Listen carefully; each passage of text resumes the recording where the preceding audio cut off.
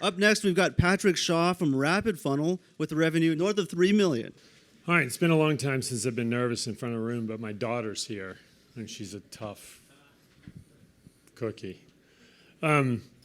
So I'm just curious, how many people knew first Latka event?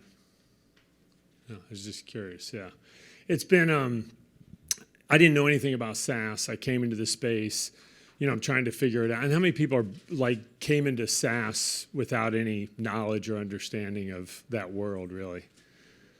So I'm just curious there, too. So I'm trying to figure it all out. I built a platform for a sales team that I had, and the company ended up licensing with us and started paying us a bunch of money. They they paid me to educate them, and they were going to build it themselves. They spent $1 million. It was a disaster. And they never left the field. Salespeople never left the platform we were using. So, I'm like, well, I can do this. I can build a business around this.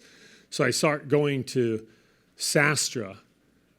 And, you get there, and every person's like, well, what round are you on? And I don't know what they're talking about. I'm like, what round of what? Right? And you get all this advice, and I'm scratching my head, and I can't figure it out. And then I got introduced to Latka, and it's amazing to me the difference in the advice, the perspective, right? Because there's an agenda that comes with, I'm not beating all VC ups. I don't think they're all bad, but there's an agenda that comes with all that advice and everything you read.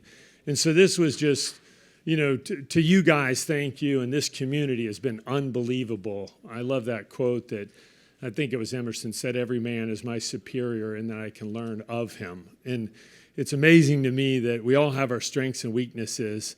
We all lean to those things. So I'm going to talk about things that are strengths for us.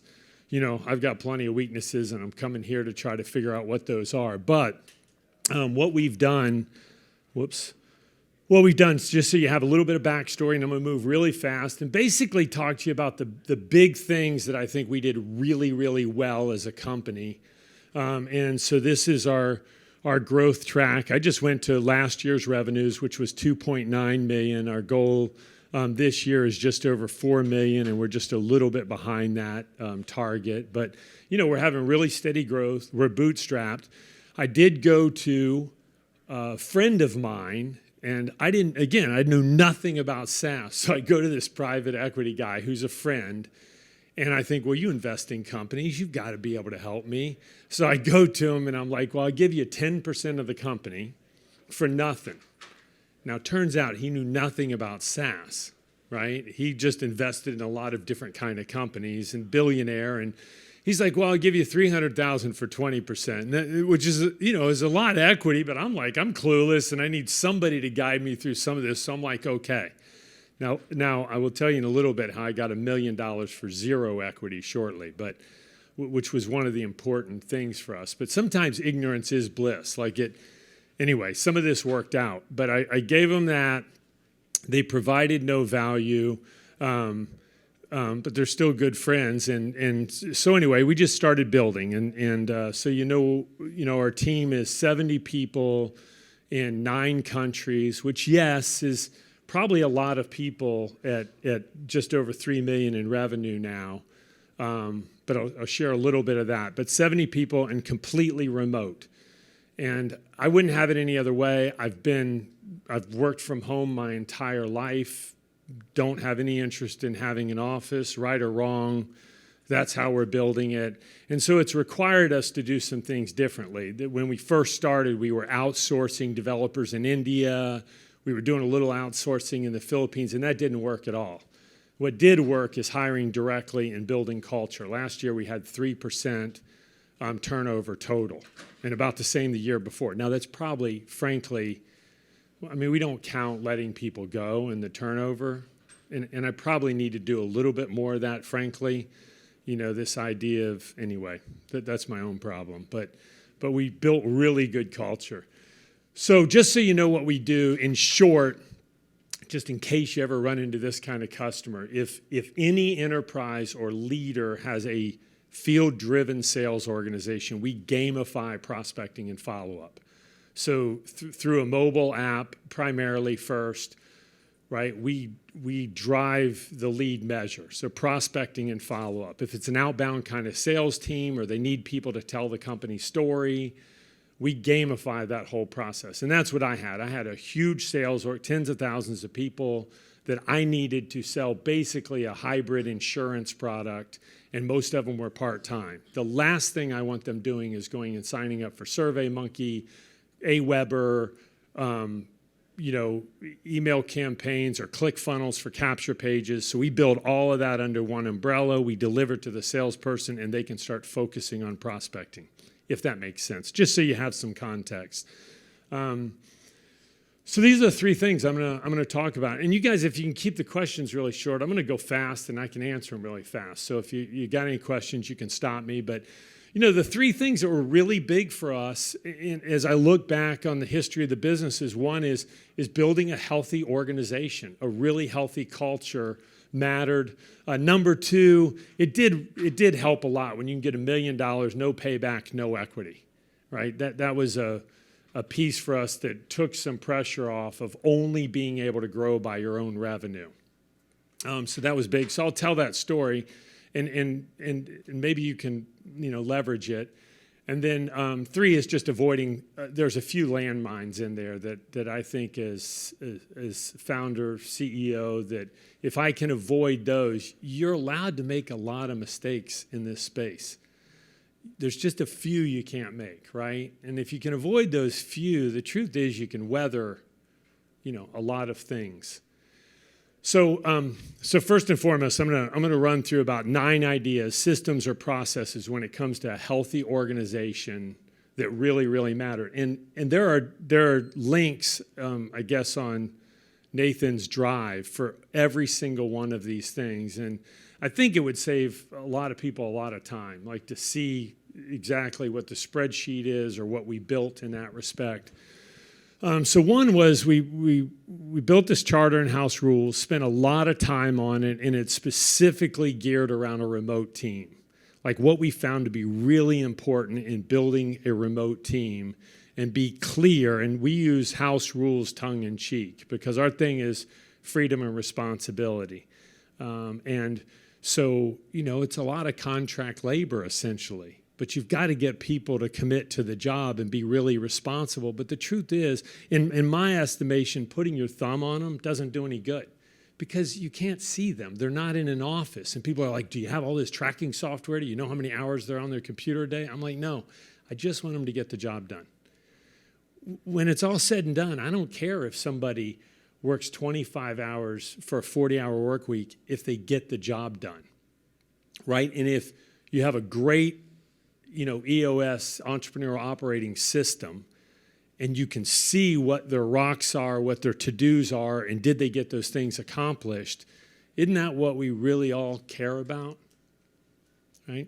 So anyway, the link is there. It's 30-some slides, and then we repurpose this in a ton of ways. We have, as I run through the slides, you'll see we have like once a month, we have an AHOD meeting, all hands on deck, and it's the first Monday of every month. And every single month I have somebody on the team take some portion of this slide deck and they train on it, right? So now they got to own it, learn knowledge, modeling knowledge, teaching knowledge. I mean, they're learning in different modalities.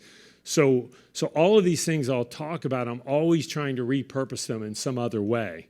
We have CCC calls and there's a spreadsheet and it's really functional. It works really well. But CCC calls are culture, collaboration, and communication. And every single person on the team has to book one a month, which means somebody else books with them as well. So they're on 2 calls a month. They're 30 minutes each. And they're connecting with somebody else on the team. And then we tell them, and a lot of times they completely go off script, but we give them an outline. If they're new to the company or they don't know what to talk about, there's an outline there to say, hey, here are things that you can talk about. And when you're completely remote, right, the thing you don't have in a remote team is you don't have a water cooler. And I read once that I just got a nod off from my daughter, like, what's it called? What's it called? I gave her one run through. What is it called? Okay, well, you know what I mean? Like one of those, where you get whatever, right? So the number one law of collaboration is proximity, right? I read that once, and it's so true. Like we tend to collaborate with people that we're around. But in a remote team, you don't have that. So how are you going to make up for those things? And that's the thing that struck me. Right, we leaned to our strengths. So I had built massive teams in my previous business. I was really good at building culture and relationships. So that's a strength, but I got plenty of weaknesses I'm trying to figure out. But you don't have proximity, so what do you do about it? Well, you got to drive it. You got to create it through trips together, through things like CCC calls, right? So, and it's been powerful. I mean, we've been doing this for more than 3 years. And the relationships that get built across departments, and people start chatting about stuff and common hobbies and all those things. It's really, really cool. That's a slide I did not put in. Anybody use Traction in here? Dude, it's so powerful. I mean, I really don't know how we would have built the business. So I'm reading all this stuff about gazelles and, different methodologies and 4DX and, all the SaaS principles out of the valley and all that about how to build a SaaS business. And I've got all these different sheets that I'm trying to build culture and create processes and systems. And then a buddy gives me Gino Wickman's book, Traction, and I read it, and it simplified all of it. And then I'm thinking about paying consultants in that space. And then none of these consultants mention that there's a couple vendors out there. We use one that I don't particularly love, but it's too difficult. It's too much pain to switch. I hear the other one maybe is better. But it's a cloud-based software platform. And it's $5 a month is what I pay. In every single weekly meeting of every division in the company. So the grow team, the launch team, the sales team, the support team, they all work out of Traction. So there's a segue, IDS, ideas, discussion, solution. Their rocks get created. So it's really powerful. But one of the functions in Traction is they have this concept of rocks. And I think we took it a step further, but it's been so incredibly powerful. In the beginning, each division leader would come up with rocks for people on the team. And the rock is a goal for that quarter, right? Pretty simple, really. And then there's milestones under the goal, and then there's to-dos. And I think we misinterpreted it, and it was one of, blissful things that come out of some misunderstanding of how rocks were supposed to be. But long story short, what ended up happening is it became unmanageable for the leaders to give everybody rocks because it became too much of a workload every quarter. And so I got to a point where I'm just saying, like, look, I want you to take 5 to maybe 15% of your time. I want you to come up with one good idea, one thing that you can do based on our company goals or whatever it may be that you can execute on that's going to help us improve as a company, right?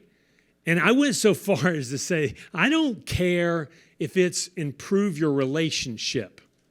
Now, in Traction, you have to read that rock, say what you need help with, and the progress you made last week. And you do it every single week.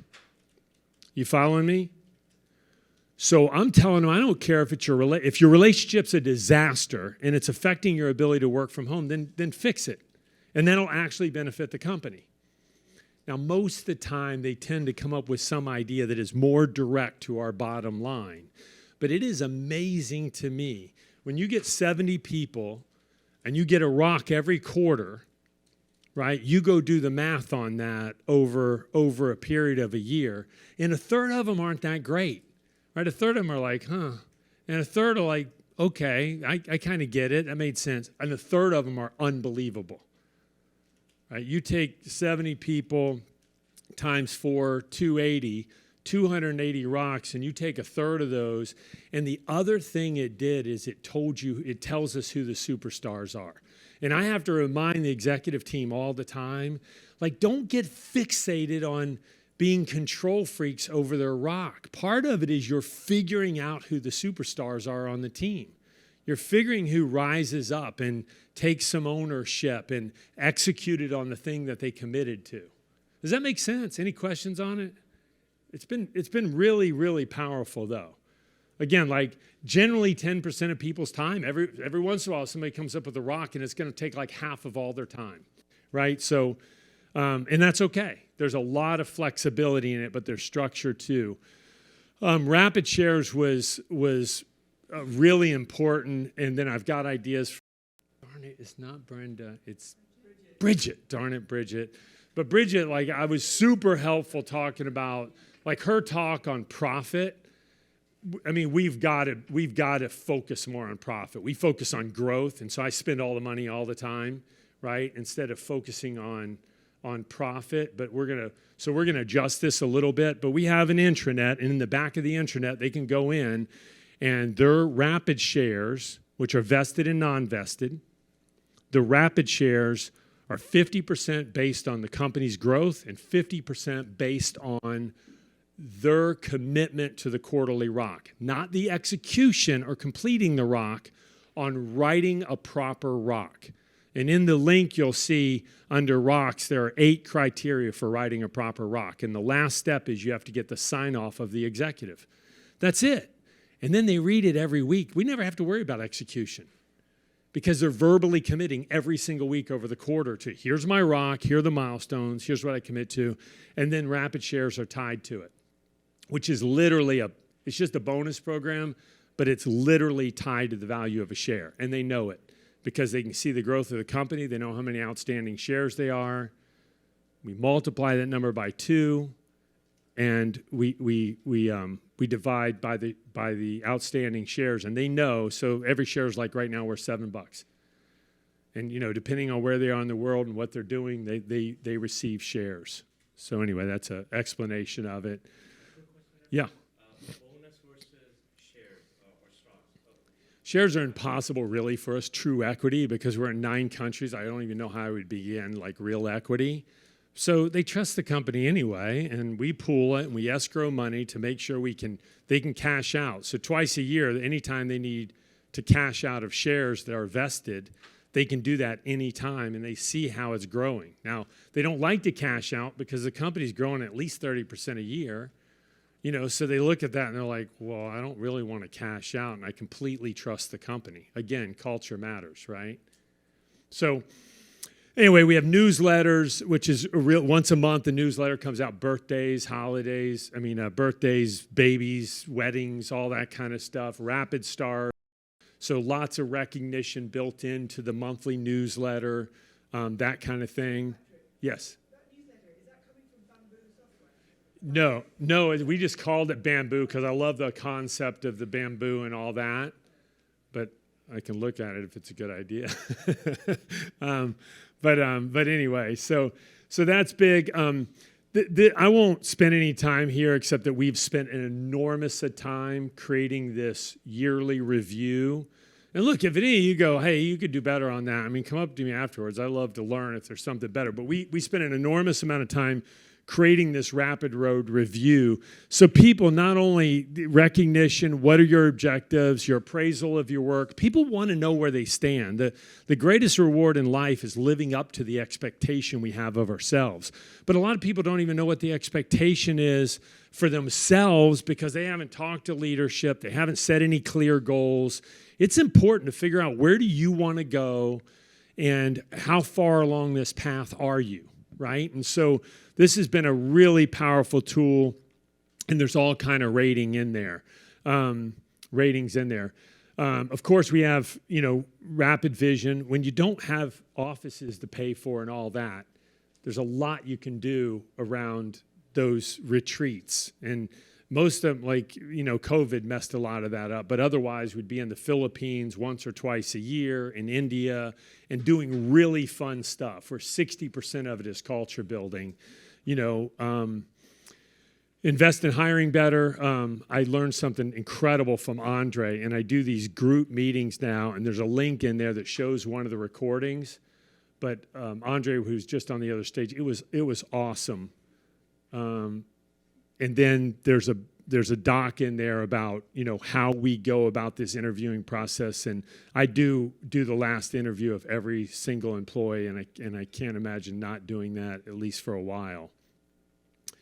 Raising capital, I'll just tell you, I have 1 minute. So raising capital is, I went back to the group and I basically told my friend Tom, I'm like, look, your valuation's about $6 million. And I said it very politely and thoughtfully and all that, but y'all haven't done squat for this group. You haven't done squat, $6 million. If you invest $1 million, I'm not going to give you any equity, then here's how we're going to grow the company. He's like, Patrick, that's not how private equity works. And I was like, yeah, nobody offers you 10% for nothing either. Like, nobody does that in private equity either, right? And I made a really compelling argument, put a whole slide deck together, and they literally gave us $1 million. It's sitting in the bank, and we're using it to grow the company, which is cool, and I think it has a lot to do with the culture. So I put the actual addendum in there and all that kind of stuff, which is a pretty unique thing you probably won't hear. And then the last thing I'll just tell you is, your job as CEO, there were 2 books that I've read recently that had a real profound impact. And one was the 4 Obsessions of an Extraordinary Executive. And it really documented why a healthy organization is so important. And I don't think we do focus on spreadsheets and all those things in the business.